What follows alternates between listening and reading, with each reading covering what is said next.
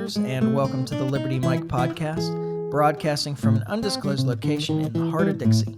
I am Michael, and I'm here with Liberty Larry. How's it going? Doing all right. I had to watch this because we didn't check sound levels before. For either of us. Before we got started. Yeah. Oh well. But it looks, should be fine. It looks fine. Yeah. Just talking to the mic. I'll do my best. Okay.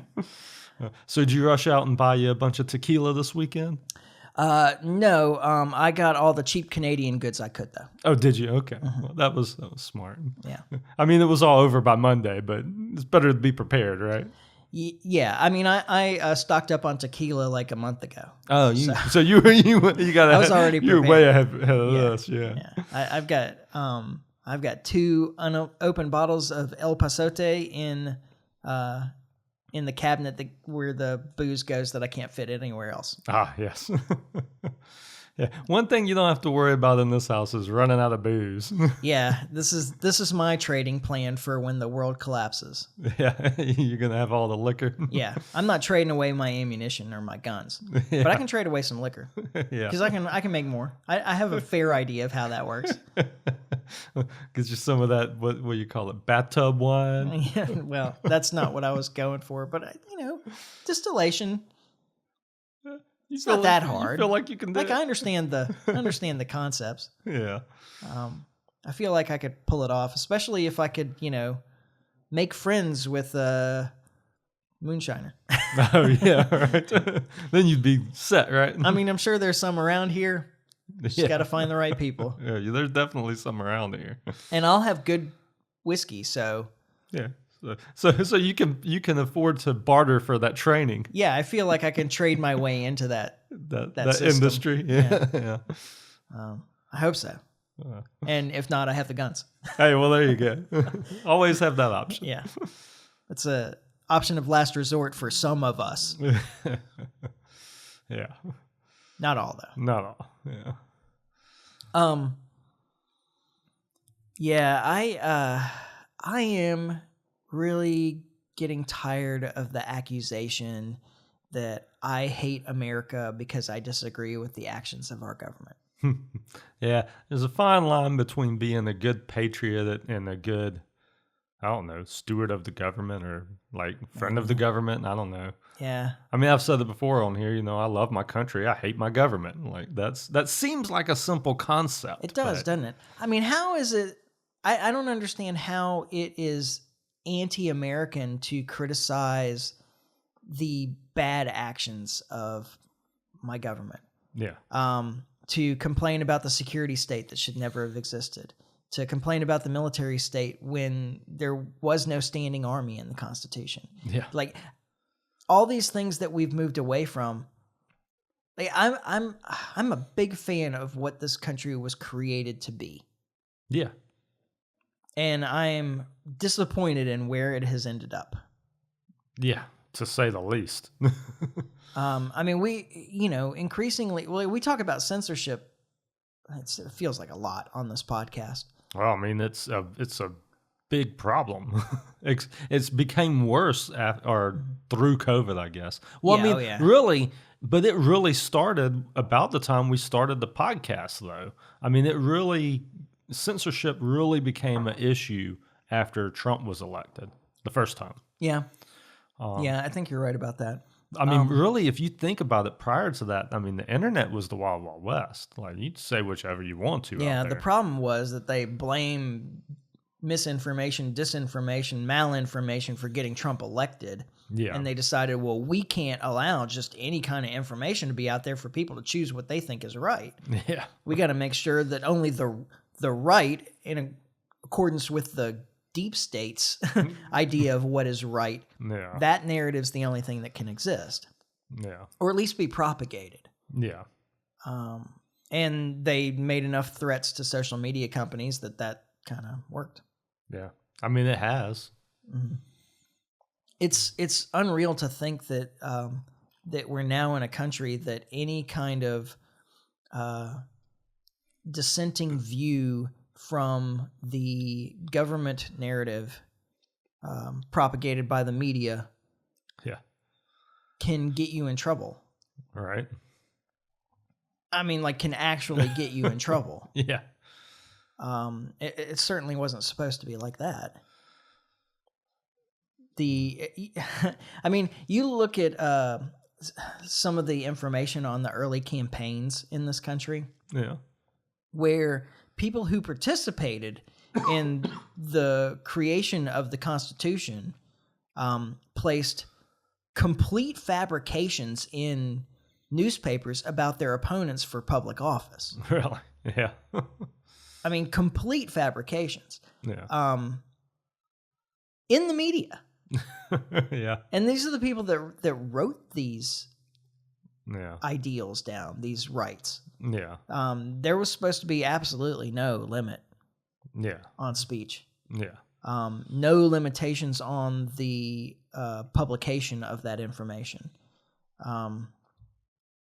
So I've been listening to some talks. There's a censorship in science, or censorship in academia, I guess more.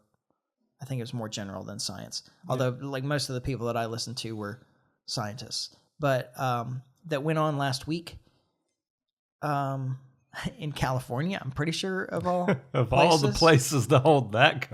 Yeah. And it's been really interesting. In fact, let's just go ahead and start off with this clip. The speaker is Musa Al-Gharbi. I don't know if I'm saying his name right, but Yeah. He's an author now, was an academic, lost his job for some of the things that he had to say. Actually, the way he tells it, it sounds like he lost his job for having the poor grace as to appear as a panelist on a Fox News show. Oh, yeah. Well, we can't have that. Yeah. And the talk is about how censorious academia is, while there are, in academia, they have the largest, like, the best protections of speech. It's written into codes almost everywhere. Public universities, of course, are bound by the Bill of Rights for free speech, and private universities usually have, like, actually almost exclusively have rules protecting speech and dissenting views and so forth, because of the recognized importance historically of free expression in scholarship. Okay. All right. And so they have, in a lot of cases, legislated, and if not, at least rules-based protections of their speech. And yet academia is one of the most censorious places there is. And while they have more protections than most people do at their jobs, like, there's no protection of free speech in my office. Oh, yeah, yeah. And that's true of most of us. Yeah. Like, if you work in private industry, you can't say whatever you want. Yeah. But in... at least not on company time. Yeah. At least in public universities, like, your speech is supposed to be... is legislatively protected. Yeah. And yet he's talking about how, in reality, like, that's de jure. De facto, there's much more censorship in academia than there is in most business places. Yeah. And this is his explanation of why. And I found this really interesting. And it makes me think that I may not have survived in academia, even though everybody was kind of pushing me Yeah. towards that when I was going through school. Yeah. But this is his explanation. This is pretty interesting. So, like, for instance, how do you get into an elite university? Well, the main way that you get into an elite university is if you're the kind of person who shows up to school consistently and turns in your assignments in accordance with the specifications of the instructor, and who really cares what authorities think and ingratiate yourself with teachers, and you do the right extracurricular activities, but you don't have any disciplinary problems, and so on and so forth. So we actually select for people who are highly capable and conscientious conformists. That's the main thing that we select for when we decide who gets to come into our institutions, especially our elite institutions. And then as you proceed through institutions, how do you get tenure? Well, the story that we often hear and tell other people is that the way you get tenure is you keep your head down and your tail between your legs. You don't do anything, you don't rock the boat, you don't do anything. And then once you get tenure, that's when you go pew, pew, pew. But the thing is,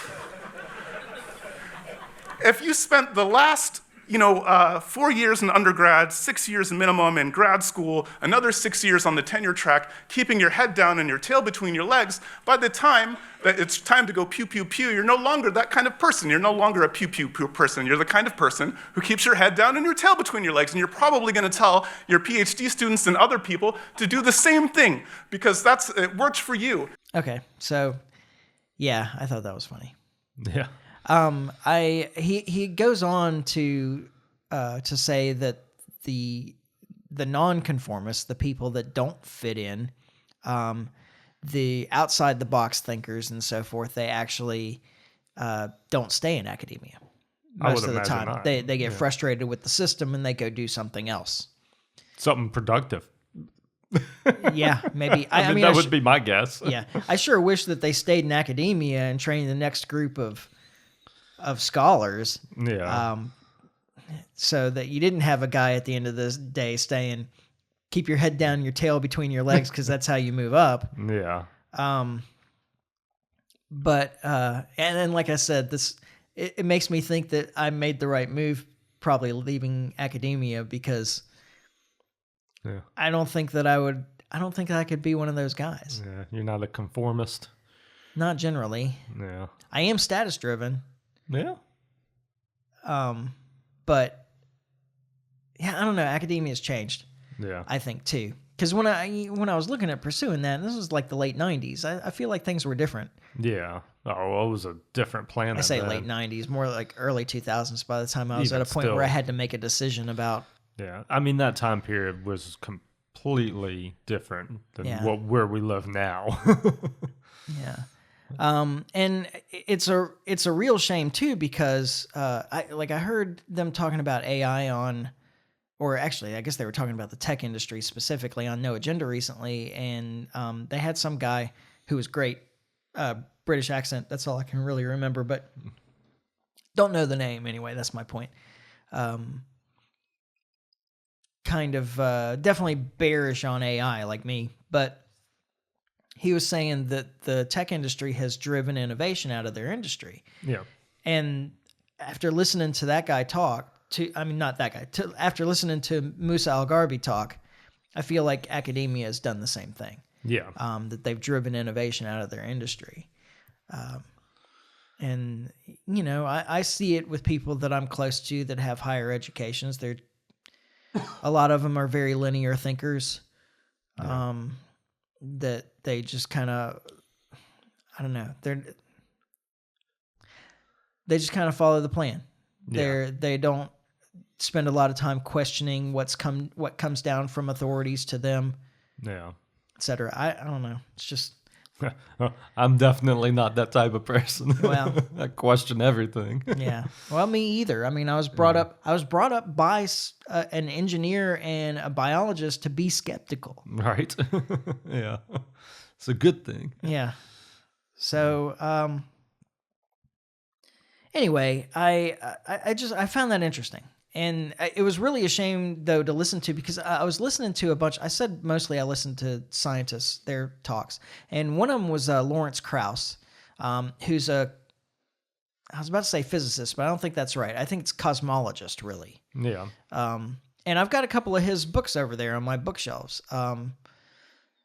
A Universe from Nothing is one of them. There's one about string theory. Yes, I read these things. Yeah. I think I actually have one more. I think I have 3 of his books on my bookshelves. Anyway, like I've always known him, and maybe I have misinterpreted what I've seen from him, but I have always known him or thought of him as being like a progressive left politically. Yeah. And it was interesting, his talk going on about academic freedom and how the censorship regime in science has restricted progress and so forth. Well, I think even if you come from, regardless of which perspective you come from, even if it's your own perspective, you can recognize that having it like coming down at you that way is a problem. Yeah. Having it influence the method is a problem. whether or not you agree with them or not. Yeah, with the ideology behind it or whatever. Exactly. Yeah, he was bringing up a bunch of specific examples of people who had kind of pushed the boundaries in their field, but the results of their experiments may have been counter to a popular narrative being pushed out of academia, even though there was nothing wrong with the science. Yeah. And I think a good scientist can recognize that look, this is a problem. The guy's definitely brilliant. There's no question about that. I was just, it was a little surprising though to hear from him based on my understanding of his politics. Yeah. I mean, but the good news is that most of these people were talking about how we're kind of coming out of that era. Yeah. That peak wokeness or whatever in academia was around 2021. Okay. Yeah. And that it has started to fall since then. So it started to fall before Trump was even like a strong candidate. It made me wonder. No. It started to fall after Biden was elected. When Biden was elected. So I do kind of wonder if we're going to see a resurgence now that Trump's been elected again. Yeah, you don't see it yet. I mean, it takes a little time. But at least right now, it does seem that like these DEI, they're rolling back these DEI programs all over the place still. So, and not only, I mean, so you have Trump's people on there rolling the stuff back, but it's popular. Like to me, that's the kicker is not only are these things happening, but there's not a whole lot of people that are upset about it. And I think that's telling in itself. And I think I kind of want to use this as a jumping off point to talk about some basic economics. Yeah. Because I think... Does that still exist? I mean, it still exists whether people know it or not. Fair enough. Can't escape that. Yeah, I mean, it's inescapable. Laws of economics are inescapable. Okay. Because I think that this is kind of a theme for the things that we're going to talk about in this podcast. And so DEI, from an economics perspective, just creates an inefficient use of resources. Yeah. So if you take any example, air traffic controllers. Okay. For example. Yeah. Seems relevant right now. A little bit. If you reject the most qualified people in favor of less qualified but more diverse people, then you've created a whole bunch of inefficiencies in the economy. Like, not just the one where, well, you could have had a better person as an air traffic controller, but you also have the part where the guy who would have been a better air traffic controller is now using his abilities in some other industry as well. So he's got if he's a white guy, he's going to have a whole lot less options. Well, I mean, just regardless of that, he's not employing his own skills in the best possible way because because that's not where he was prevented should be. From employing his skills in the best possible way. Yeah. And so it creates this kind of cascading effect of that now whatever job he took, there's probably somebody there that may not have been as good at it as him, or he wouldn't have gotten the job. Yeah. But it would have been a better employment of that person's resources for them to be there and for him to be in the air traffic control position. And whoever got his job in the air traffic control could have better employed their skills somewhere else too. Exactly. And then there's somebody lesser that is now in a position wherever that guy would have been also. So, I want to go back to the whole idea that if everybody employs these DEI like protocols, like you have a whole class of people that are going to have a hard time finding work. Yeah.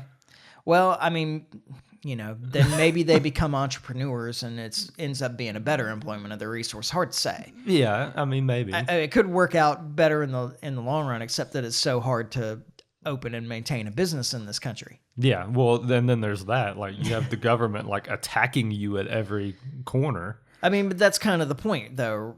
right, is that it just creates inefficiencies in the economy and it brings down the total wealth. Yeah. Yeah. And on the AI front, so I got in a discussion with a guy at the office this week, and he was saying that AI, now he's bullish on AI. He and I do not agree on where this is going. Okay. Excuse me, where this is going. We do agree that it's not ready for prime time right now. Yeah. But he's saying that in the future, that AI is going to eliminate a whole lot of jobs. And especially in a country like ours that's very service-based and information-based, where so many people are employed in essentially moving data from one compartment to another. Yeah. I mean, that's an oversimplification of what people do.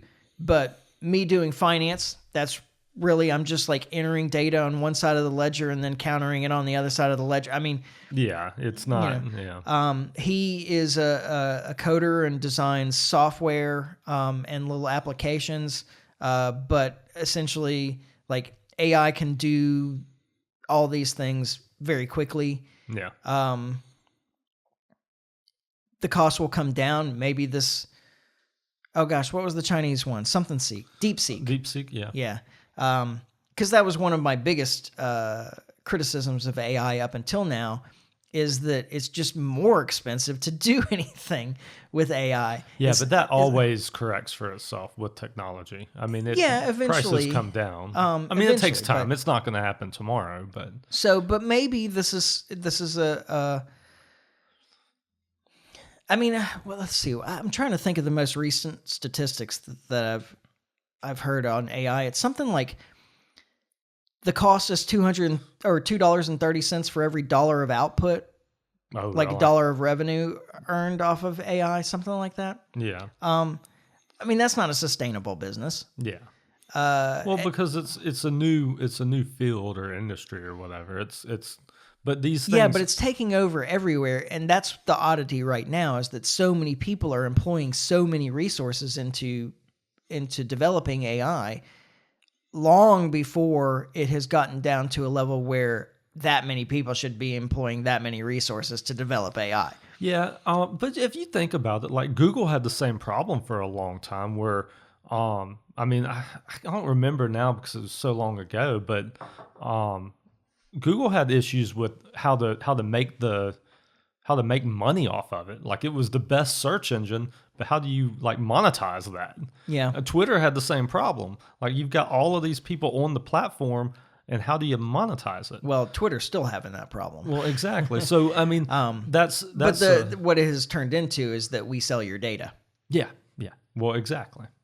And make no mistake, the AI will probably come to that same conclusion. Well, it might. I mean, I think that ideally AI would start creating so many savings in terms of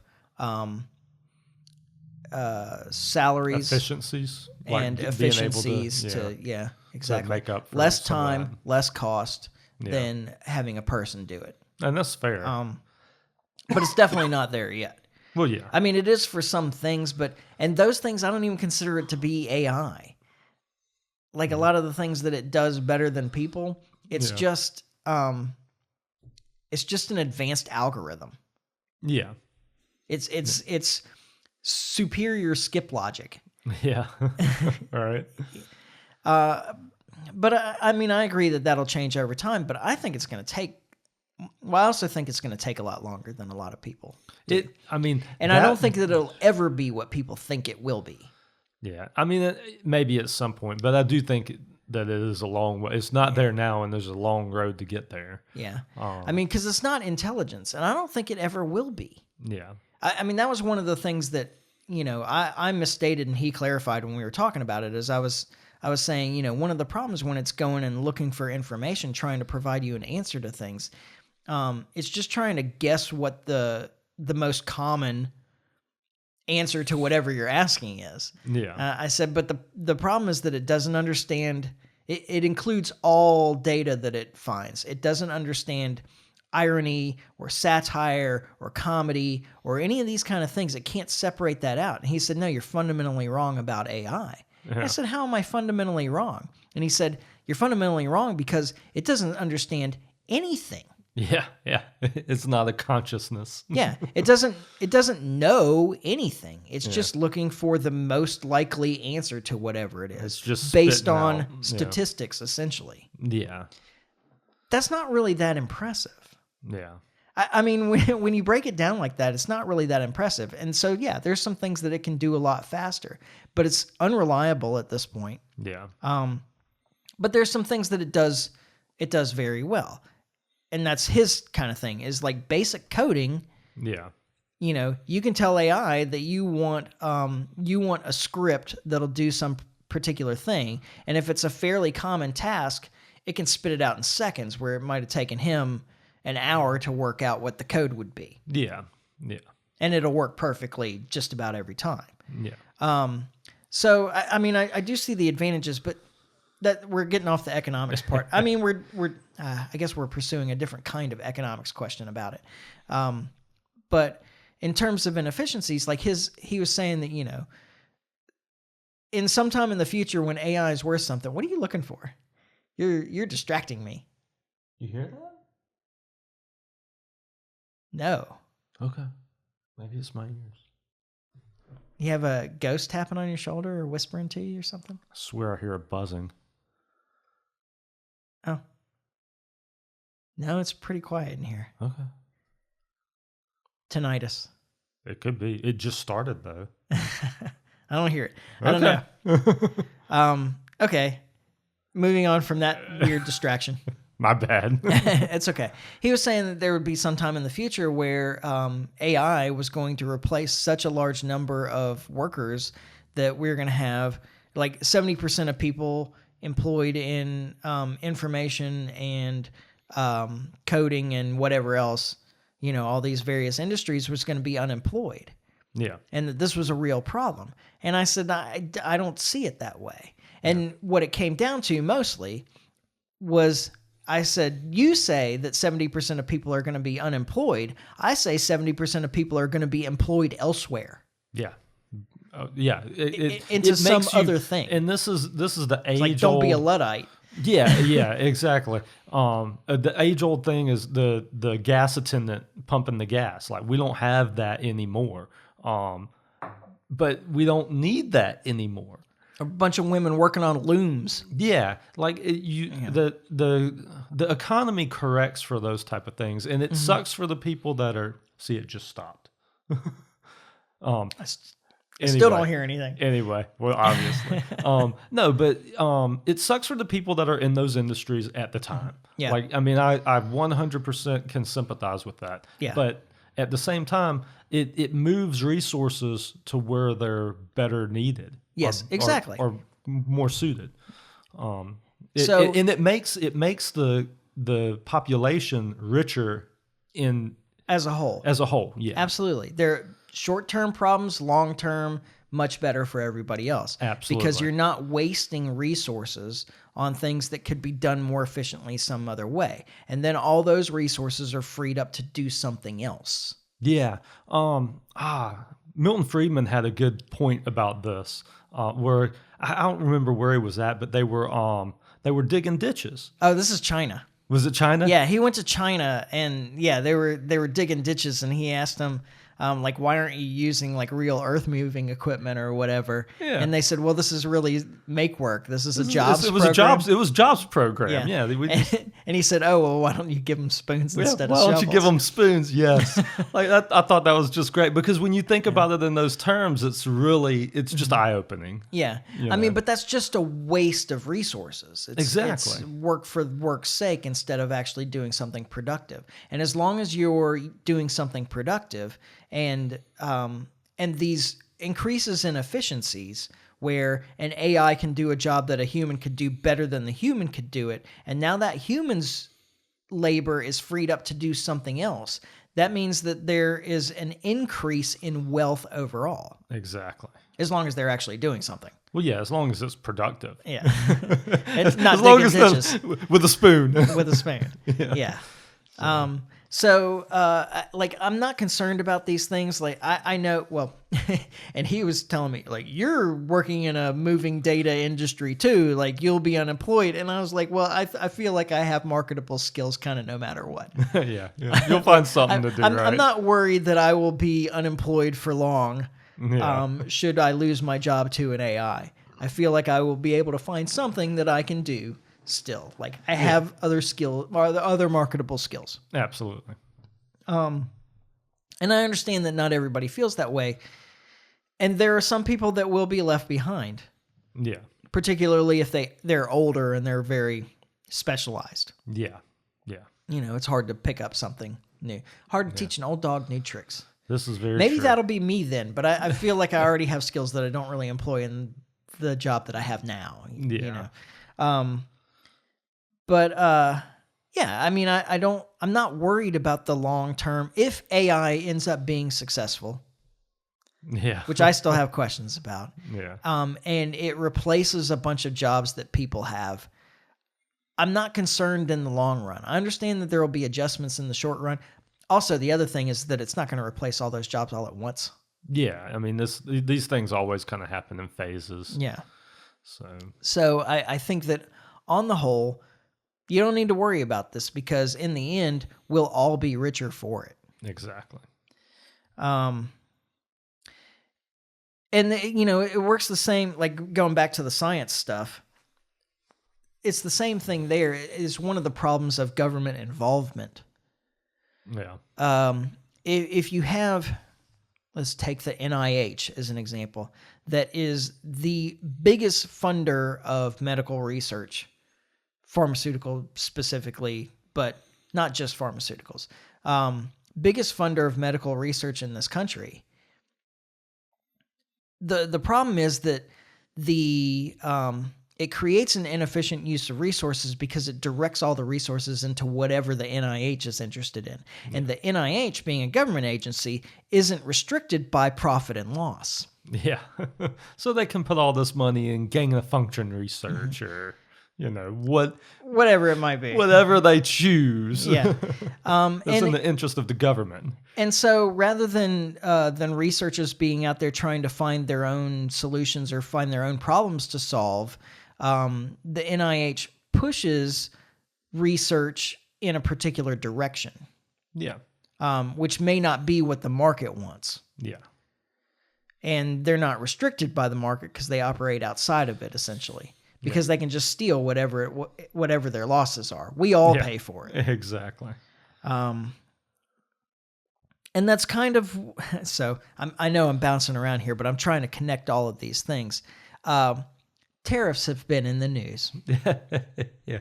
It was an exciting weekend for tariffs. Yeah, I mean, there's so much happened since our last podcast. So now, as it turns out, I guess we're only employing tariffs against China at this point. We've dropped the Canada and Mexican tariffs. Yeah, I mean, it looks to me like he's just using this as a way to bully other countries into doing what he wants them to do. Which, I mean, in his first couple of weeks here, he's done a whole lot of that with different things. Like this time it's tariffs, but he's just bullying these other countries, and it seems to be working so far. Yeah, I mean, the United States is always playing with the big stack. Yeah. Yeah. At least so far. Yeah, right. Yeah. Well, Trump's definitely leveraging that stack. You can lose one big pot, though, and that changes real fast. Right. You need to play poker. Yeah. But, yeah, I mean, we're playing with the big stack. We're using that big stack to kind of bully everybody else at the table into getting what we want. Yeah. I mean, I'm not totally on board with the... Okay, Shutting I like down that the there's border to not... stit the fentanyl? Is that what you were going to say? Or? Yeah, I mean, I'm not really totally on board with just like shutting down the border. Yeah. It comes back. I actually had a doctor's appointment last week. I got into an argument with a new doctor. With the doctor.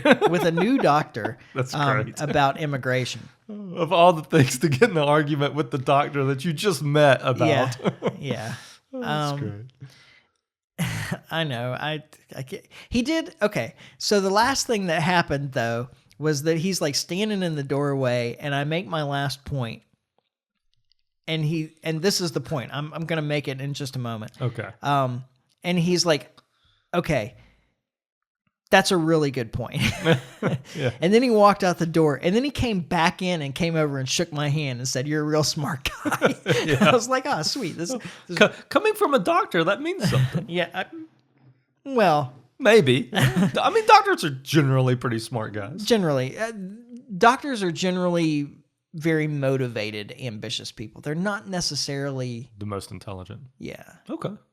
That may be I mean, true. at least the way I define intelligence. I mean, something, like remembering all these things is a kind of intelligence too. But I like the But more you like creative. thinkers, Yeah. yeah. But anyway, I enjoyed talking to him. I actually had a really good conversation with the guy. But the point is that central control of immigration is no different than central control of an economy. Yeah. So it's socialism. It's socialism. Yeah. If you have a socialist form of immigration, like who is it in the federal government that can accurately decide how many of what type of people can be admitted into your country? Yeah. Yeah. There's nobody that has enough information to do that. Yeah. And even if they had all the information, they still couldn't predict the future needs. Yeah. I mean, I definitely will concede that point. That's definitely true. I don't have a problem with people signing the guest book when they come in. Yeah. Right.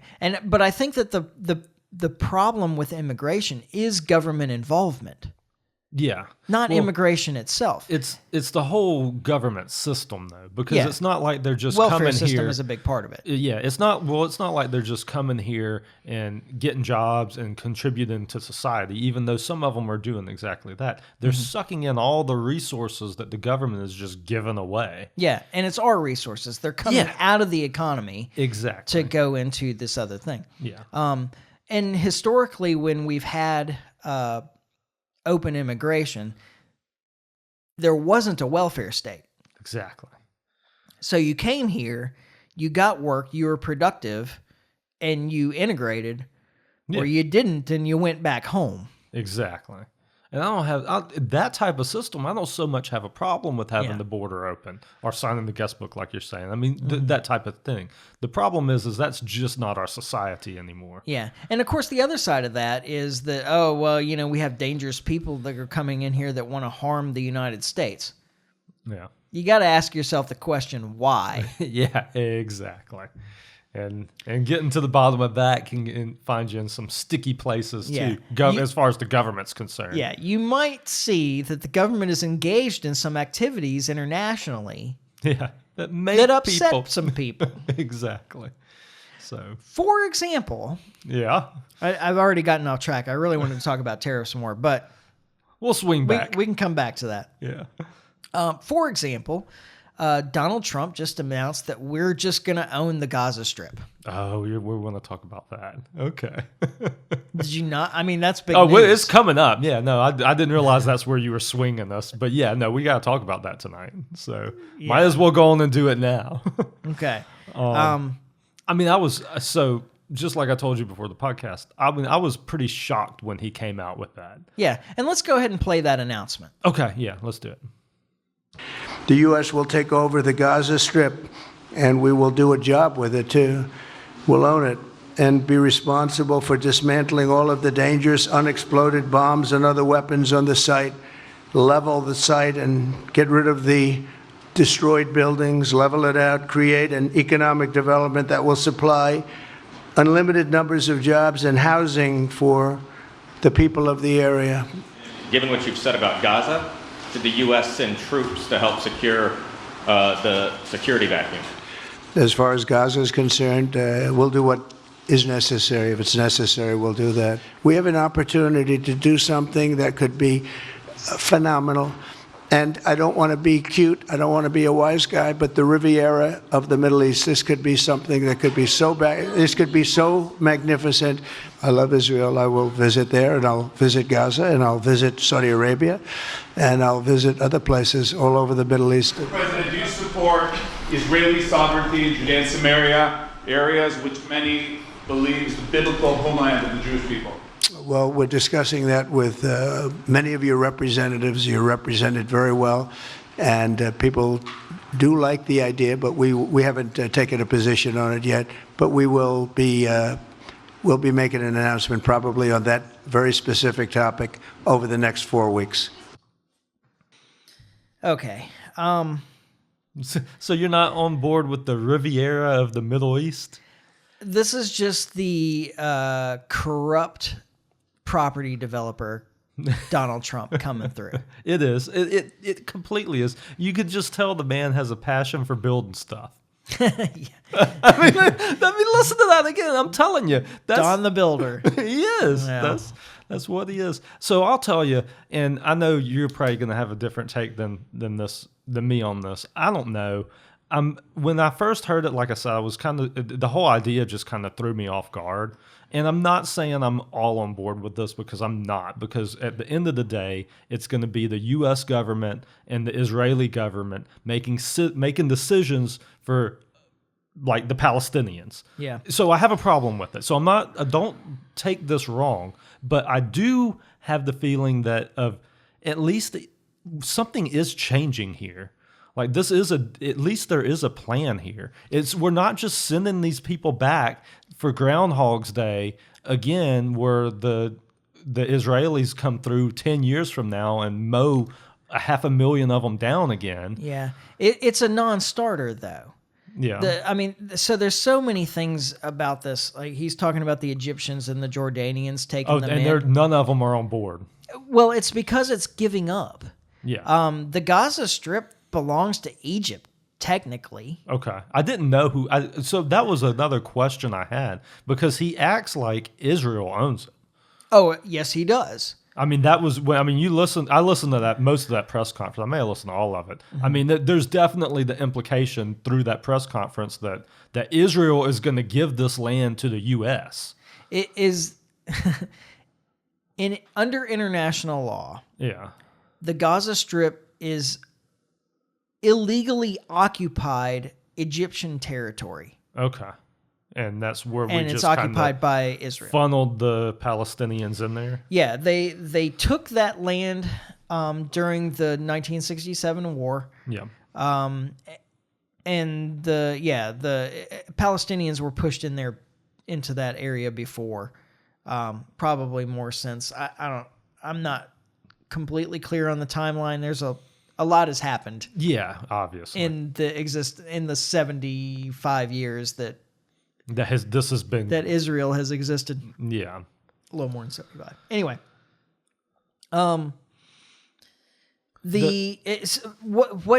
Donald Trump there, though, is talking about is using your tax dollars for collective punishment of the Palestinians, a forced removal of the Palestinians from that land, and an ethnic cleansing of the Gaza Strip, all of which are war crimes. Yeah. No, I agree with almost all of that. I mean, in his defense, he does seem to think that they're going to voluntarily want to do this. Like, I mean, and I think he believes that. Well, now it may that's not misguided. It may not be true. And the truth is, like, I do have questions though, because I'm like, something does have to change here. Like, what we've been doing all of this time is not working. Something does have to be done. The real problem I see is that what we're going to end up doing is just moving them to a new open air prison. That this open air prison is good real estate. So we're going to move them out of it to a new one and treat them the same way. Because the real rub, at least from, I mean, I'm no expert on any of this, but the real rub from what I'm seeing, though, is, like, he says we're going to build this nice open area and send them there. The real question becomes, is it going to be their land, and are they going to be able to govern themselves? And I haven't heard an answer to that. Well, I mean, this is really just a use of American taxpayer dollars for an Israeli real estate development. Yeah.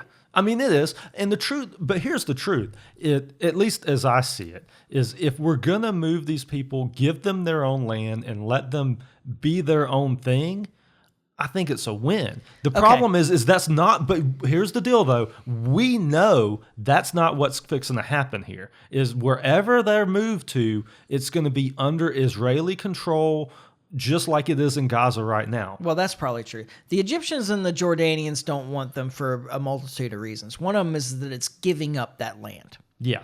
All right. It sets the stage for Israel to take de jure control of that property instead of just de facto control. Yeah. Jordan, particularly, has a large Palestinian population. They're not actually particularly well treated in Jordan either. Yeah. And there will be a reaction like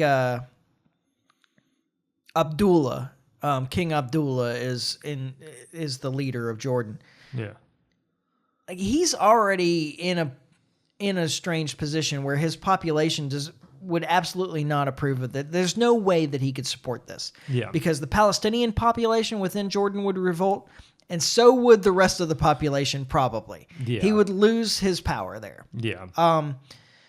And they're trying to keep the Palestinian population down in Jordan because it's almost half the population already. Yeah. But there's no way that he can agree to this. There's no way. Yeah. Egypt has the same problem. We saw Hosni Mubarak get thrown out of power years ago. Yeah. There's no reason to think that al-Sisi has any more control or ability to stay in power than Mubarak had. Mubarak had been there for 20-something years with U.S. support. Yeah. Yeah. And if al-Sisi agrees to this, then he's going to have a revolt on his hands too. There's no way that Egypt or Jordan can agree to this. Yeah. They definitely can't participate, and I don't even think that they can give tacit consent. Yeah. They can't take these people in. Yeah. Or they'll have problems within their own countries. So, and one of the things is that, okay, you know what? Let's just go ahead and play the other clip, and then we can keep talking about this. Out. Yeah. So this is, I don't know if this is earlier or later. I thought it was later, but you're telling me it was earlier. I could have the timelines wrong too, so I don't know. Yeah. But this is another statement from Donald Trump about the Gaza plan. Okay. How many people are you thinking about? All of them. I mean, we're talking All of about the- probably 1,000,007 people, 1,000,007, maybe 1,000,008. But I think all of them, I think they'll be resettled in areas where they can live a beautiful life and not be worried about dying every day. Wait. Mr. President, Yeah. you support building settlements, Jewish settlements back in Gaza in the next years? Say it. Building settlements, Jewish settlements back in Gaza in the next year. Do you support this? I don't see it happening. It's too dangerous for people. Nobody can go there. It's too dangerous. Nobody wants to be there. Warriors don't want to be there. Soldiers don't want to be there.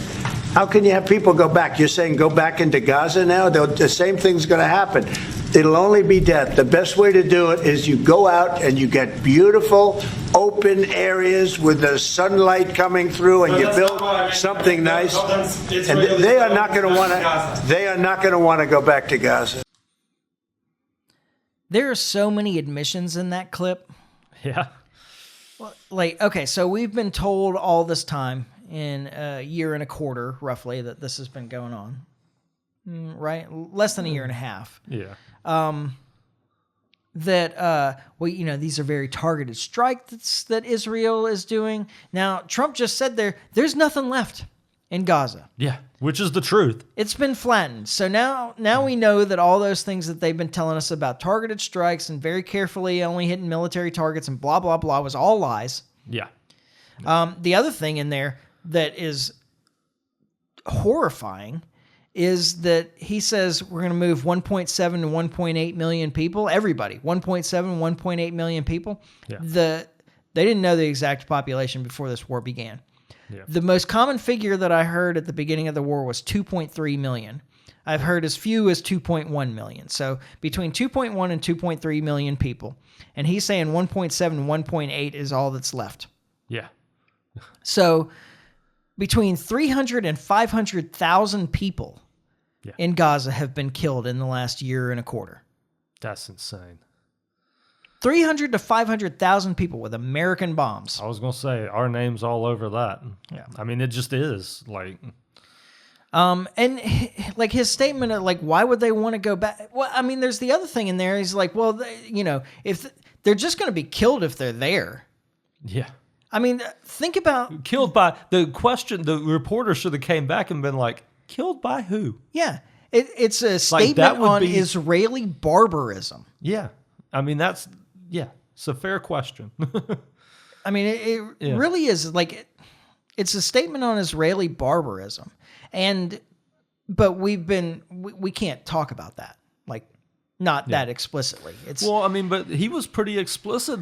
I mean, when he said they'll just be killed there. Like, I mean, he's not wrong. yeah. And there was the question in the first clip about the West Bank. Oh yeah, well, there's a lot of people that want it, not the people that live there. Yeah. Yeah.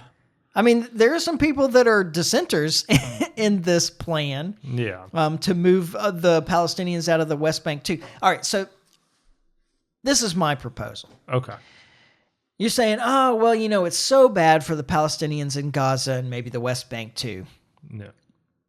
that we need to move them to some other place where they can live happy lives and not be threatened all the time Yeah. by their overlords Yeah. or whatever.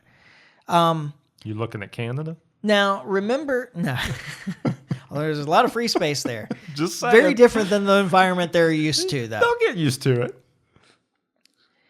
So that can be applied elsewhere, right? Yeah. Even if you move all the Palestinians out of the illegally occupied territories, and Israel takes complete control, because that's who those developments will be for, is the Israelis. Yeah. You still have the problem of Israel constantly claiming that they're in the middle of a bunch of enemies, that everybody hates them where they are, and that they're constantly under threat from all of their neighbors. Yeah. Why don't we just move the Israelis out? Wouldn't that solve all our problems? It would. It would solve their problems too, honestly, but they ain't down for that. And why not? I don't because they believe they have a historical claim on the territory that they occupy. Yeah. Just like the Palestinians. Yeah. No, you're absolutely right. I mean, that is the root of this problem, is that both parties are religiously consumed by this land. Well, the Palestinians aren't even really religiously consumed by it so much as historically or traditionally consumed by it. Yeah. They lived there when the property of theirs was given to the Jews by the UN. Yeah. Yeah. Well, like 70 years ago now. Yeah, but they'd been living there for thousands of years. Yeah. Yeah. And it's not like, okay, so most of the Jews that moved in were European Jews. I've said this before, but Judaism used to be a proselytizing religion. They're not a people that had a claim of descent from people who lived in Israel for the most part. Yeah. But the Palestinians that were there when their territory was given away, those are people that had been there for thousands of years. And in fact, they're the Muslim and Christian converts of Israeli descent, probably. Yeah. Like most of them. Maybe not most of them, but a significant percentage. And we're talking about Christians and Muslims that were living in the area for many generations and were replaced by Europeans who had adopted a particular religion. Yeah. Yeah. Because the religion has a claim on the territory. Now, here's something that's kind of interesting about this. If the United States takes over this territory. Yeah. 51st state? Maybe that's the answer. Maybe the problem is that the Muslims and the Jews have controlled this territory the whole time. We need a Christian nation to control that territory. Yeah. Oh, man. As if that's not going to create problems in the long run. I'm blown away by this whole thing. It's so absurd, and it's just a situation where they're going to create more problems than already exist. Well, I don't know that you can create more than Well, already exists. Okay, that's maybe fair. I mean, It's not going to solve my whole the complaint issues, this though. whole time, though, is that nothing is being done to truly solve this problem. And I'm not saying that this is the solution. Like, don't take me wrong. That's not what I'm proclaiming here. But I do appreciate that at least there is being something different proposed. Yeah. I The can't proposal needs to go back to what it used to be, which is a two-state solution. Well, which is basically what I was saying earlier, like because that's the details that I haven't heard from this yet. Is like he talks about moving these people somewhere, but I mean he's fuzzy on where that is. He wants them to be absorbed by Egypt or Jordan. Yeah, well that's not going to work. What's Or maybe gonna, carve out more territory from Egypt or more territory from Jordan. We Yeah. have more sway in Jordan, so that would probably be more Yeah. likely. But nobody's going to be satisfied with that, well, I don't except know. for the Israelis. Well, the Israelis will be, yeah. Until the but problem, again, you're just putting Palestinians on their border again. well, that's what I'm trying to come back to is and so that's the problem is so you put the Palestinians on a different border and you end up with the same problem and it'll be the same problem because they won't be their own nation to govern themselves. They will once again be in another open air prison because the Israelis will not let them govern themselves. Like the Israelis have ruled over them for too long to give that up, and they'll blanket it in security. That'll be what the blanket is. Oh well, that's we can't. what we do too. National security is an excuse for anything. Exactly. So I don't know what the solution is. I mean, I don't have the only solution I can come up with is we have to give these people a land somewhere. Yeah. And a land that is theirs to govern the way they want. Like to me, as a libertarian, that's what this is all about. And I'm sure there's a lot more deeper stuff that I don't understand. But like looking at it from my perspective, like that's where the solution lies. Yeah. Well, at the very least, I think that you need to give them the land that they currently reside on. Yeah. I don't think moving them will ever be an answer because those people are tied to that land. Yeah. Well, you're talking about the stripped out, bombed land? Yeah, I mean, but what happened once the ceasefire was declared? I mean, they let them go back? People started moving right back to their bombed out homes. Yeah, they were waiting to get back, yeah.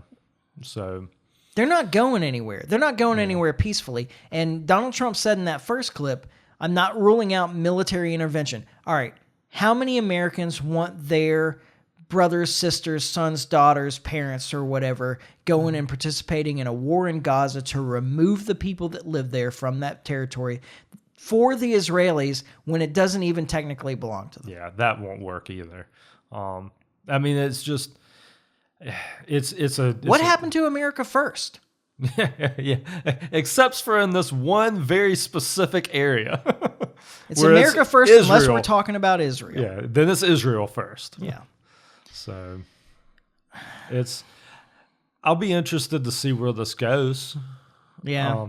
I don't know what I don't know where this is going to go. Yeah.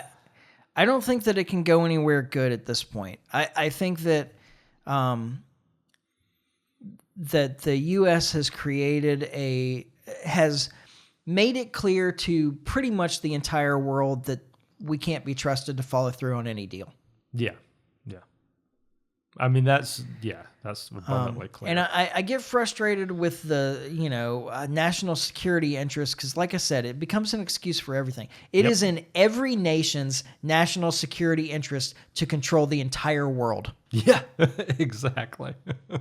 There's no better security than controlling the entire world. So it is in every nation's national security interest. It hasn't to worked control the well whole for world. us because our national security was a lot better before we had the empire. Yeah, and that's just it. Like an action like this just is an invitation for more terrorism against the United States. Absolutely. That I can't agree with you more. It's just what it is. And on that note, I guess we're not going to end up talking about tariffs, really. All right, I'm just going to say a quick thing about tariffs back to the theme of inefficient use of resources. Okay, yeah. And then we'll talk about Tulsi. Okay. Because I keep checking, by the way, RFKJ hasn't been totally confirmed yet. Yeah. Although it seems likely that that's going to happen. I don't know. I'm ready to talk about RFKJ again. I'm ready to see what he does. Me too, because if he does some of the stuff he's talked about, it's going to be open season. Yeah. As far as information. So open season as far as information. That's the thing I'm excited about, because he's talked about opening some of these books as far as records of vaccines and records of, I don't know. It would be very interesting if he made a lot of that stuff public knowledge. Yeah, I just come around to I find it interesting that in the committee vote, all the Republicans voted for him. Yeah. All the Democrats voted against him. This is a lifelong Democrat, the son of Robert F. Kennedy. Yes. Who is, and I think I said this wrong on a previous podcast. I think I said that he was pro-life. He's a pro-choice. Yeah. I mean, hopefully people understood in context. I mean, what you were it wouldn't have getting made at. much sense otherwise, honestly. He's been a pro-choice Democrat. Some of the people that talked about some of the Democrats that talked about why they voted against him actually mentioned the abortion issue, that he wasn't going to stand up against safe abortions everywhere or whatever. Oh, I did hear that come up because he's going to have control over some of those drugs and stuff too. Yeah, but he doesn't have control over the policy. Right. I mean, he doesn't have control over the law. It doesn't make sense because he holds their views anyway. Exactly. That's kind of. I mean, that's so. You couldn't contradict yourself more. Oh man, and I know we're getting off track again. Elizabeth Warren. Yes. Going on about his financial interest. Okay, what's your value now, Elizabeth Warren? Right? Her, I mean... Let's hold all of them to the standard that she was trying to hold him to. Yeah. I'd be interested in that. Absolutely. Anyway... so on the tariffs thing, it just creates an inefficient use of resources. If another country can produce a product at a lower cost, then applying tariffs raises the cost for us, period. No matter what. It doesn't, there are some special interests that may benefit. The people that produce that product in this country may benefit. But for all of us, the price goes up. There's no other way around it. Yeah. If you apply tariffs to a product that is produced at a lower cost in another country, it raises costs here, period. Yeah. Because you can no longer get the lowest cost product because you've applied additional costs to it. Yeah. And you may be able to get it for no higher price on the ones that are produced here, but that's still higher than you had to pay before. Right. Yeah.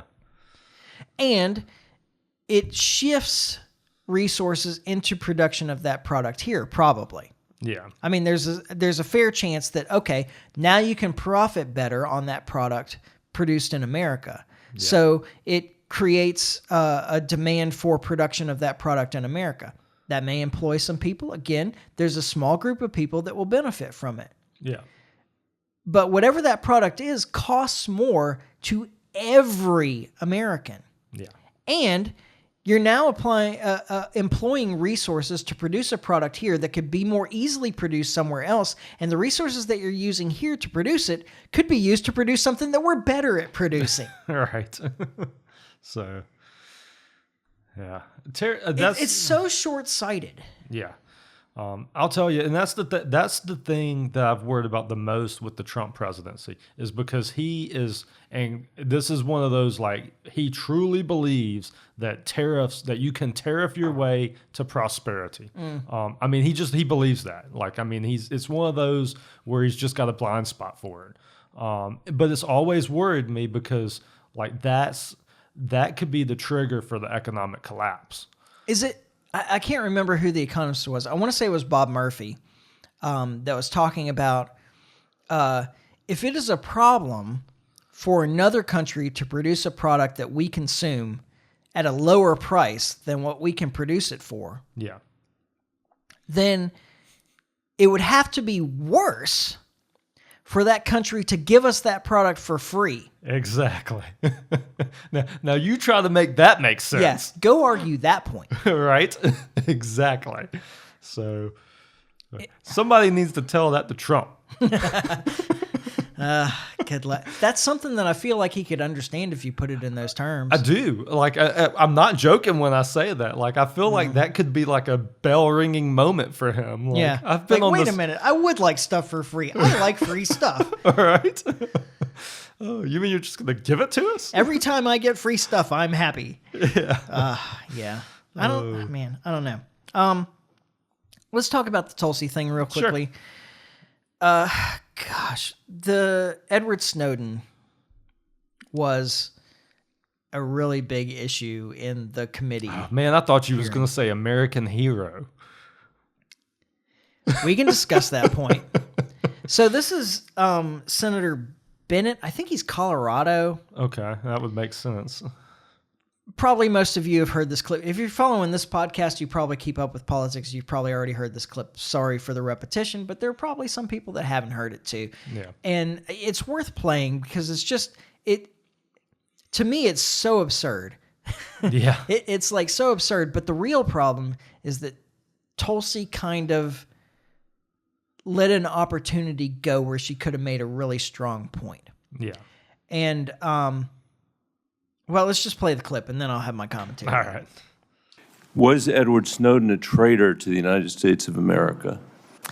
Senator, I will also repeat my answer. He broke the law. You said earlier that you were offended by a question that my colleague from Kansas asked, which I think was his duty as somebody on this committee to fulfill his responsibility to advise and consent. We are not here to be a rubber stamp for the President of the United States. So let me ask you again, do you believe, as the chairman of this committee believes, as the vast majority of members of our intelligence agencies believe, that Edward Snowden was a traitor to the United States of America?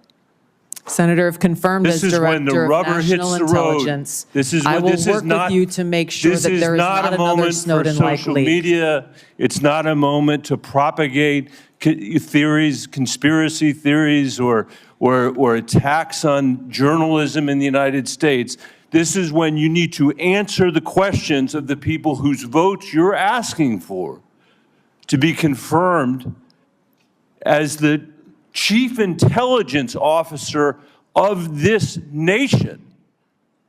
As my colleague said, this is not about you. It's about the people that serve the intelligence agencies of the United States. Is Edward Snowden a traitor to the United States of America? That is not a hard question to answer when the stakes are this high. Senator, as someone who has your served answer, in yes uniform, or no, is Edward Snowden a traitor to the United States of America? as someone who has worn our uniform in combat, I understand how critical our national security is. Apparently you don't. Apparently you don't. Are you surprised that intelligence officers think that it's treasonous for somebody to report the criminal activity of the intelligence officers against the people of the United States? It's just wild. What irritated me the most about that was every time she attempted to answer his question, he interrupted her. Yeah. Like that's what got me. Because she wasn't giving the right answer. Well, because there's only one acceptable answer as far as he's concerned. Yeah. This is what she should have said. She should have just had gotten to say anything. Well, sure. She should have just said, "No, I don't consider Edward Snowden a traitor to the United States. Has he been charged with treason?" Well, that's a fair question. Because by definition, he hasn't. You would have to be treasonous to be a traitor, right? So yeah. He hasn't been charged by the United States for treason. Yeah. So it's hard to say that he's a traitor. Yeah. Secondly, he takes an oath that supersedes his responsibility to the law, as it were, yeah. because he takes an oath to the Constitution which is the supreme law of the land. It's supposed to be. And he was reporting a violation of the Constitution, of the Fourth Amendment rights of the people of the United States, as stated in the Bill of Rights. Absolutely. The rights to privacy. Yeah. So, no, he wasn't a traitor. He's a hero. Yeah. He may have been a traitor to the government of the United States as such, but he's a hero to the Constitution of the United States, which is the supreme law of the land. Absolutely. Couldn't have said it better. I feel like I could have said it better, but you need to be writing for Tulsi. Well, like you said, she didn't really get a chance to answer. She couldn't have got all of that out. There's no way. Oh yeah, certainly not. And the other thing that I wonder about it is, like, does he feel like this makes him look good? Because I think it makes him look like a jerk. Yeah, and that's all these hearings are. It's just a bunch of these guys up there grandstanding. There's nothing. It's a waste of resources as far as I'm concerned. They should just rubber stamp these folks and do away with this whole like hearing deal, because it's silly. Yeah. Or have more strict rules. Actually, they should actually have some strict rules as far as once the question's been asked, let the person respond. Yeah. Like, as long as they're not wasting time. Yeah, that's fair. Yeah. But I mean, because there's ways of answering, quote unquote, a question that you aren't really answering. That's fair, but even that would be better than this. Because they have limited time. They do. I understand all of that. But thank goodness for that. Right? Oh, goodness. Yeah. Like, I mean, the filibuster, I guess, is still a thing. So yeah. Can you imagine these guys if they didn't have limited time when they got up there to grandstand? They'd never leave. That guy was bad against RFKJ too.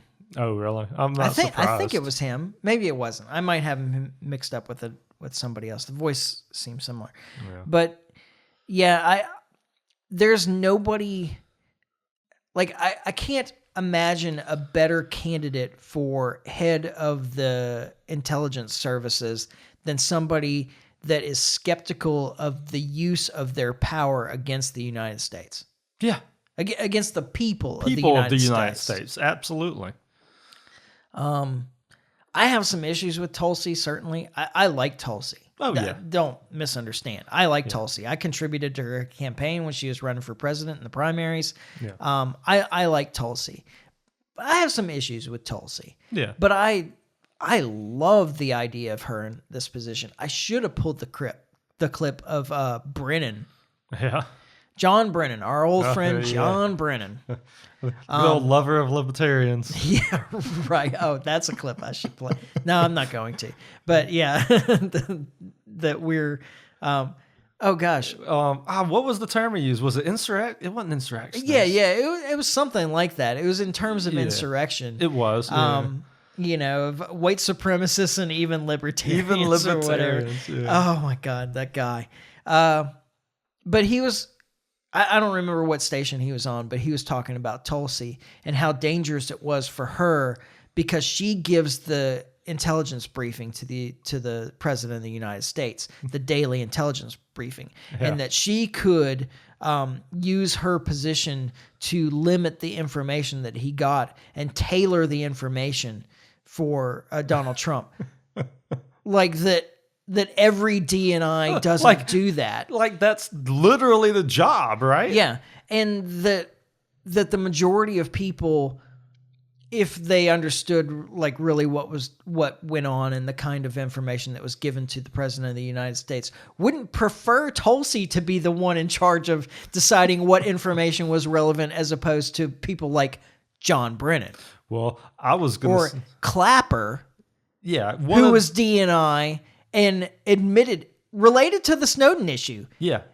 While Snowden was giving the information to Glenn Greenwald and, oh God, what was the girl's name that was the reporter that was also there? I can't think of her name. Anyway, while they were in Hong Kong, I think it was, with Edward Snowden giving the information about the NSA's illegal spying operation on the people of the United States of America, Clapper was in front of Congress saying that there was no illegal use of collection of information. Yeah. He was DNI. Yeah. Would you rather have that guy telling the president what's what, Yeah. or Tulsi? Exactly. That Tulsi there that might actually, tell him the truth, Yeah. or steer him away from wanting to get in another hot war somewhere. Yeah, How about that? Which is really good for Trump because, I think Trump was misled in a lot of cases in his first term. Trump is a guy who instinctively, it seems to me, doesn't want to be involved in conflicts. Yeah. Which I think is wonderful. Yeah. That's his best quality. That's refreshing, right? Yeah. But he was pushed in the direction of greater conflict, and when he didn't agree, they just lied to him in his first term. Yeah, absolutely. And he seems to have made a conscious effort to put people in place that won't do that. At least, I don't know. I mean, Rubio's not great, but no, he's not. but he's making a better effort, it seems, this time. Yeah, even Rubio is backed off of some of his hawkish positions. Exactly. And it may be because he understands that Donald Trump isn't on board with all of that. Yeah. I mean, he's still Marco Rubio. He's still a survivalist, right, within the political system. Yeah. I don't know. I think that some of the best recommendations that Trump has made have been people outside of the Republican Party. And I don't know how you can criticize him. The greatest opposition to historical Democrats has been the Democrat Party in this case. They, remember, again, that they approved Rubio 99-0. Yeah. But they're giving difficulty to RFKJ and Tulsi Gabbard. And it's the people that are giving the most opposition to those two people are the Democrats. Yeah, the Republicans are going to be the votes that count to get them in. Yeah. They're counting on the Republicans to do this. Yeah. It just shows you how crazy our politics are right now. You can't dissent from the party. Yeah. It's party over everything, like a communist party. Yeah. Right. Yeah. I mean, that's how it works in a single party system. Yeah. The Democrats operate in the same way that the Communist Party of China does. Yeah. I mean, the proof's in the pudding. Mm-hmm. We're watching and I'm not it unfold. fans of the Republicans either, but no. I mean, the Democrats have gone completely off the map. Just off the rails, yeah.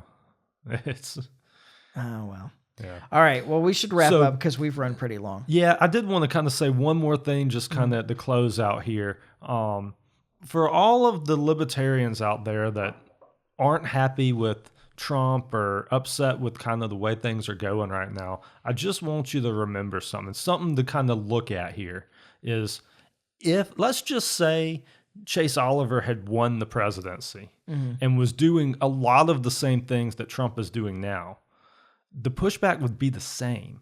All of this, there's so much pushback against Trump. We didn't even talk about Trump wanting to do away with the Department of Education and the massive government layoffs that are going on right now and the resignations and all of that. When we're going to need to do probably a podcast on those two things. Yeah.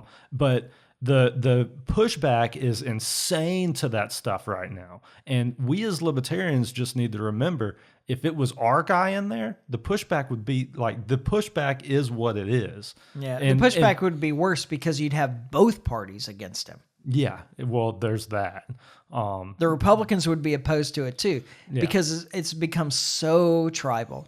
Yeah, it's true. It's worth noting that we're getting our way a lot right now, and the pushback is what it is. Just think if you had somebody in there wanting to gut the whole system, what that pushback's going to look like. Yeah. You almost have to do it in partials and phases the way it's. What was the? I can't believe I can't think of his name right now because I met him and talked to him and he's cool.